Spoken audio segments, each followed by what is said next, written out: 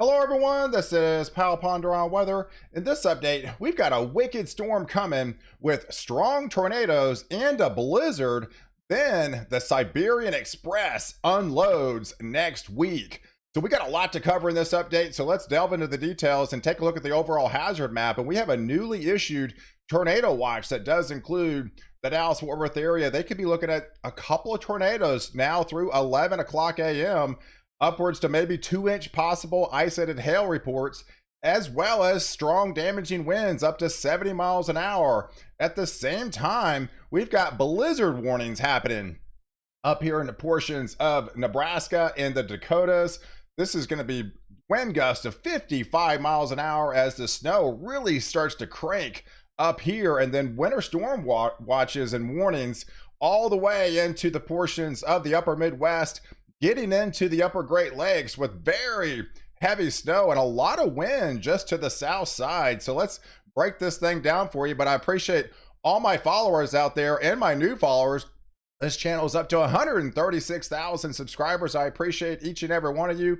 If you are new to the channel and you like detailed weather breakdowns on North America, all you have to do is hit the subscribe button and you're in. You get all my daily forecast, and then when I go live during high impact events, which I will be doing later on this morning. So let's take a look at the overall setup this morning. We can actually see the culprit with this cold front coming in from the panhandle of Texas here. Out ahead of it, we got a nasty squall line setting up over portions of Wichita, going through Wichita Falls. And this all set the stage, pushing into the Dallas-Fort Worth area where they do have that slight risk for severe storms and that tornado watch, but it just gets intensifying as it continues southeast into East Texas, where they could be looking at strong tornadoes by then into the afternoon. That's all compliments of this warm front that's lifting from the south to the north, and it really gets nasty into the afternoon time frame, into the evening,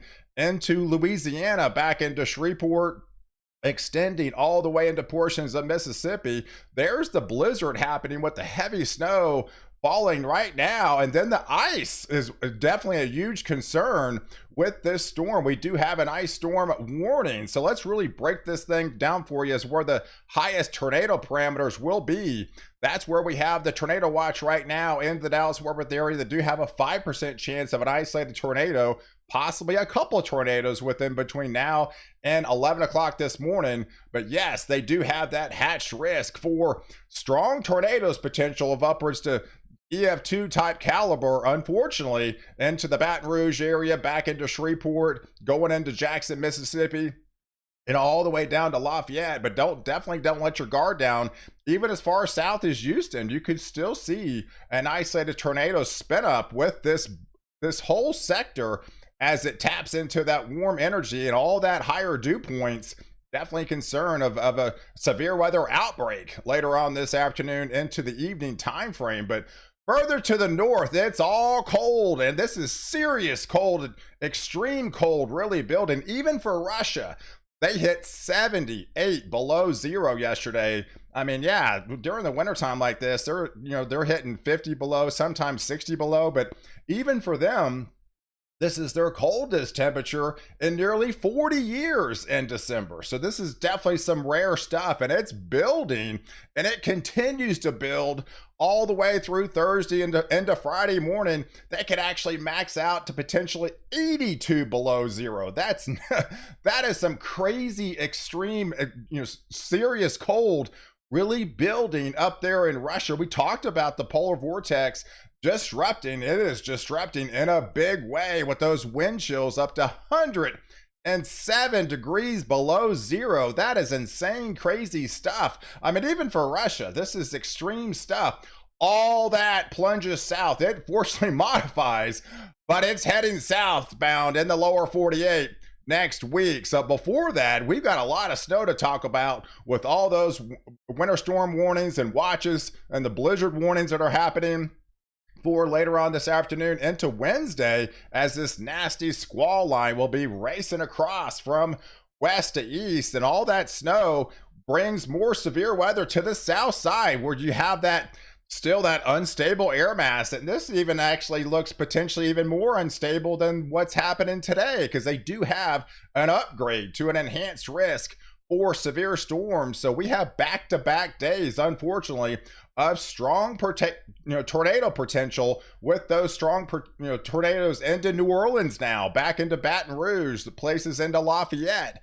Definitely need to be on high alert into your Wednesday time frame with those strong tornado potential, but still back into Montgomery, back into Jackson again. Those areas will definitely see possibility, have the potential to see a tornado, if not a strong tornado. So definitely be on high alert down there into the deep south. So as we continue into Thursday, fortunately, this does subside a little bit, but we still could be looking at some isolated severe stuff all the way into Florida. So you're still basically in that warm sector. So it's basically a kind of a northwest to southeast jog all week. So we got the south side of all the severe storms, and then the north side with all the colder air mass filtering in and all the snow that's going to be filtering in from the north as it swings across from west to east. But so by Thursday, we could be looking at that heavier snow getting into the Dakotas by then. Heading into Minnesota, there's your freezing line, but that red line's coming down from the northwest to the southeast as that kind of a nasty squall line.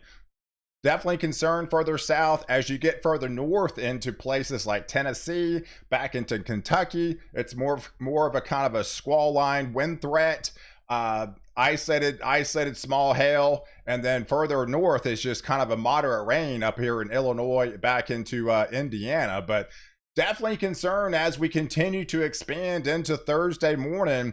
Yeah, definitely concerned about ice, and big time ice and serious ice unfolding into Pennsylvania, with all the snow wrapping around on the backside now at 995 millibar low pressure, as that snow really starts to crank and adding those totals up in a big way. I mean, some of these areas could pick up 1 to 2 feet of snow. This is a lot of snow going to be, blanketing that area over the next couple of days. But let's zoom in on that ice storm, because that's some serious stuff. I mean, you can't drive in even a glaze or a tenth of an inch of ice, but much less a quarter inch up to a half inch. So definitely it's going to be treacherous travel, to say the least, up here into Pennsylvania. So be on high alert and just stay home if you can that day, because it's going to be very dangerous on the roads as you extend into the morning time frame, into the afternoon. But once that cold air seeps in, you'll have a blanket of snow going to be falling on top of that. So here's the snowfall totals going through Thursday into the upcoming weekend. It's mainly kind of an interior setup, as some of the higher elevations will pick up some decent snow, if not some heavier snows, possibly 6 inches to up to a foot of snow into portions of Maine, getting into Vermont and New Hampshire. Can't roll out even some isolated reports of 18 inches into upstate New York, getting into Pennsylvania. So you have that ice, and then you have the snow falling on top of that ice heading into Friday, into Saturday. What's kind of a wraparound dusting up to an inch or two into the Ohio Valley through Indiana and Ohio. So as we expand and look at the bigger picture of the whole view of the nation, so yeah, this has been pretty consistent, that upwards to possibly isolated reports of over 2 feet of snow just on the northwest side of that upper level low, as it really cranks across through the upper Midwest and through the upper Great Lakes. So definitely some significant totals popping out into portions of Wisconsin, through the Minnesota, through the Dakotas here. So definitely huge concern with this huge snowstorm that's unfolding this week. But there's the winds. I mean, there's the blizzard-like conditions. All that upper level low, as this massive storm really starts to get going and kind of takes that shrimp-like look and then all this, all the severe weather to the south side, but crazy winds right along that upper level low. We could be looking at 50, 60 miles an hour with that blowing and drifting snow. So even ground blizzards are happening as well. So, and then the ice. So this is definitely a huge impactful event in Pennsylvania. You have all the ice, and that's where you have the ice storm warnings right now into portions of Minnesota and portions of Iowa. But after that, here's the projected snowpack out by the time we get into next Monday of what it could potentially look like going into next week. So by the time we get into Monday, we've got a huge swath of snow on the ground in the Intermountain West, all the areas to the north and up here into the northeast. And that just lays the groundwork for what's to come with the Siberian Express just unloading. So I told you about the polar vortex disrupting all those temperatures that are really building, the extreme stuff that's really building in Siberia. Well, the dam is gonna break, and it's gonna break in a big way with 40 to 50 degrees below average temperatures really take hold next week, going into Thursday of next week. We could be talking about some pretty intense cold we haven't seen in a long time, especially in December, because you remember last December was well warm for much of the United States. So this is a dramatic difference of what you experienced last year, but things get interesting further south as the jet stream dips. And so as the SOI index turns negative again, that's going to be activating the subtropical jet. We're going to have renewed systems with that Arctic plunge coming in from the northwest to the southeast. And then you have all the instability with tapping into that Pacific moisture again. Now look at the jet stream. Now it's coming across Oklahoma. It's coming across Texas. So that puts the storm track as the newest air mass has to go over that snowpack.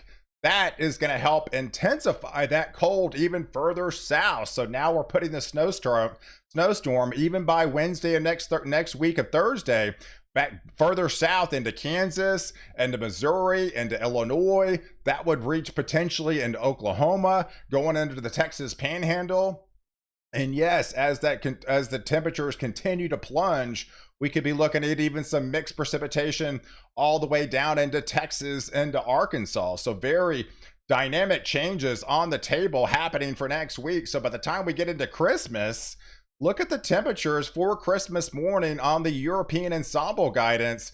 That's widespread cold, guys. A lot of you guys are going to be experiencing a cold Christmas this year, right? So that's definitely a lot of cold on the table. And it's a step down process, but you can see the transition to what's happening as we get deeper into the month of December, but especially as we go towards Christmas morning. Here's your probabilities on who actually might see a white Christmas. Here's the latest ensemble on the European guidance. The red is 100% chance of a white Christmas of seeing 1 inch of snow cover on the ground or greater. And if you go all the way down further south into the purple, that's a 10% chance. So that's not zero. It's at least a 10% chance all the way into portions of the deep south. And that's on the European guidance. So what do all the other global models see? Well, there's the GFS ensembles on Christmas morning, right? We're talking widespread potential snow on the ground for Christmas morning for a lot of you guys waking up for a white Christmas, and even going down to the renewed, fresh Canadian guidance on the ensemble guidance. Yes, a lot of you guys are going to be experiencing a white Christmas, and this could even go further south than this as we get closer to Christmas Day. So hey, I appreciate you guys watching.